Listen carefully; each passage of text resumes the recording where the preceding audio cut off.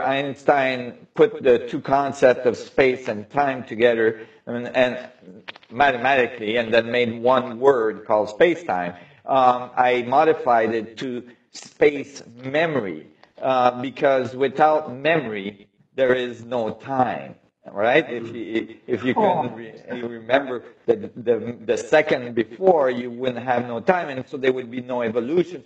And so basically, there is this set of information which is memory on the structure of space, right? So and so you can imagine that when you learn something, you're modifying the structure of space, even physically, meaning we know your genes are changing, we know your DNA is changing, we know all sorts of things are happening, you're secreting all kinds of hormones, you're doing all kinds of stuff, and that stuff is actually interacting with that field of information, and it's leaving very specific information imprint on the structure of space as you travel through space on this incredible spaceship we call Earth.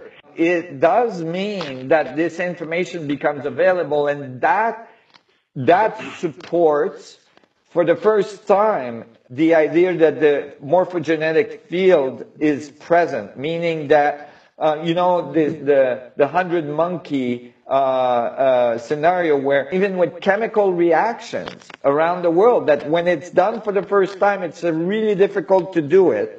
But then more and more laboratories reproduce the chemical reaction, easier it gets and easier it gets to get it done.